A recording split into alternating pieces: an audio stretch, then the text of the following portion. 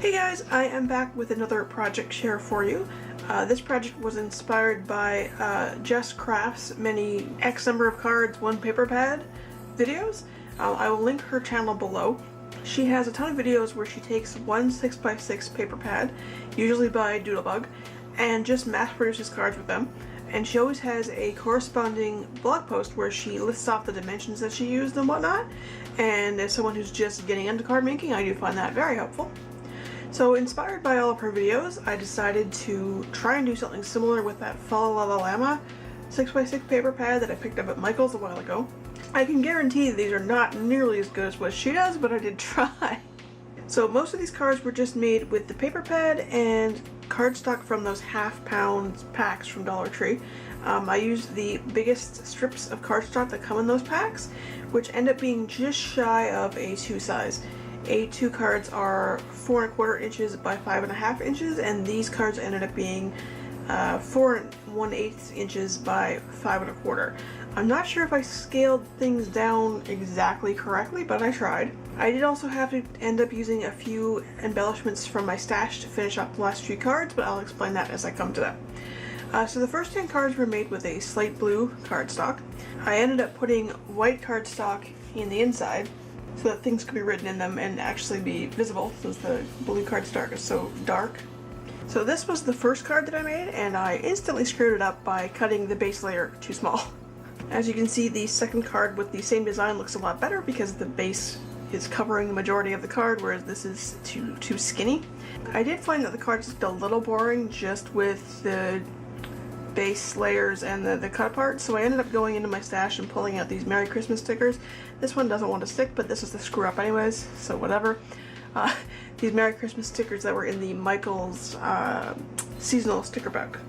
Oh, and pro tip, Dollar Tree cardstock does not like wet glue apparently. Either that or I applied too much, although I don't think I did. I ran out of glue runners partway through making the cards, and I couldn't find the others I'd stashed away, so I pulled out some wet glue to make a few of them. And you can tell which ones they are because they're kind of curled up. This one, I don't think I used wet glue for it, but it's kind of curled. And you'll see which ones were made with wet glue because they're worse than this. Next there are these two It's Cold You Know Why cards, which I really like, probably because I just think this tag is hilarious. Then there are these two that say ho ho ho with llamas pulling the sleigh. For these two cards I attempted to use Jess Craft's trick of using a strip of paper to combine two scraps of paper into one base layer. On both of these cards, these are two separate pieces of paper, and but if you combine them together they become one base size, and I think it kind of worked. I used, this one was like a border piece that could be cut out, and this was just a small scrap that I used. And in hindsight I probably should have put these embellishments on this one. I just thought that these would bring some of the pink a little better, whereas this one already has pink on it, but I think it might be a little too busy now, and these probably would have worked better on this card, but oh well. Oh, and this card I accidentally glued the base layer onto the wrong side of a card base, so it was like on the card opened this way. So I ended up having to cut it off and glue it on another card the right way. So this base is nice and extra thick, or the front of the card rather, is extra thick because I screwed up and had to fix it. I attempted to do the same two scraps as one base thing with this card.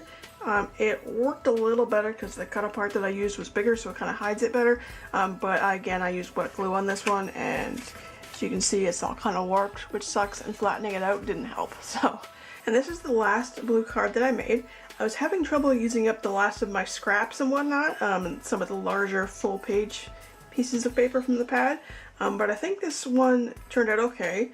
In hindsight I probably should have used my corner rounder a lot more because I really like how this turned out. Moving on to the 12 cards I made on this light green cardstock. This one I didn't put any white cardstock on the inside because it's still pretty light on the inside. So I made two of this design. Another wet glue double scrap card. This is where things started to get a little more challenging because I ran out of background paper, so I had to sort of work with scraps and cut aparts and such to put things together, but I think these two turned out okay. These two I'm not so thrilled with. I tried to use up some of my scraps, but I think they ended up looking a little bit sloppy. And oddly enough, prior to my adding these little snowflake gems from Dollar Tree, I thought they looked kind of sparse with the empty space, but now that I have the snowflakes on there, I feel like it looks too busy, so these ones are kind of a fail design-wise, I think. This card uses one of the full-page 6x6 sheets. It took me a little while to figure out how to use it on a card, but then it occurred to me to put the sentiment on the outside, and then put the bottom of the page on the inside, and you've got all that space there to write on. So I think that did turn out pretty cute. I did the same thing with this one. This is another card that I struggled with figuring out the balance between too boring and too busy.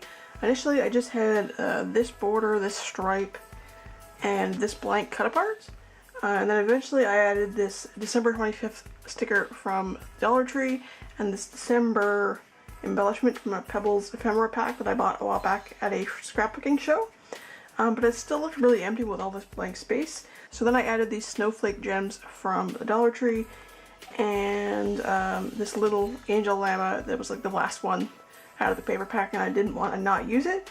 I'm kind of torn on it. Sometimes I like how it came out, and other times I don't like how it came out. This is a card that I think is not quite busy enough, but I don't know how to make it more interesting without making it too busy like I did with some of the other cards. The background here is actually the half of the blue card that I had to cut up because I pasted the base layer on the wrong side of the card, which was nice to let this turquoise piece of paper, which is almost the same shade as the green, stick out from the green background.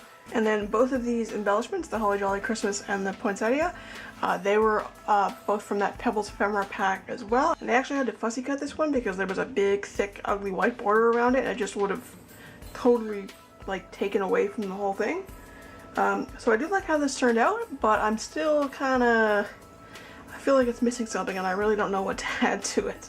And then finally, this was another use up the scraps card that I ended up being really happy with, actually. All I did was use the leftover strips of blue cardstock from when I was trimming them down to make the card bases, and I laid them across the green card base diagonally, which added some interest. And then I just added rounded the corners on these two cut aparts and taped them down, and there you go. I actually really like how this came out. So that's it for this project share. I also have a paper bag mini album that I attempted to make with some of my scraps and some of the elements from the paper pack that I was having a hard time using on cards, although I ended up coming back and making some cards with the doubles of those pieces, including this one. But that mini album was kind of a fail, so it's going to be a separate video. So I hope you enjoyed this. If you did, please give me a big thumbs up. Please subscribe if you haven't already, and I will see you guys in the next one.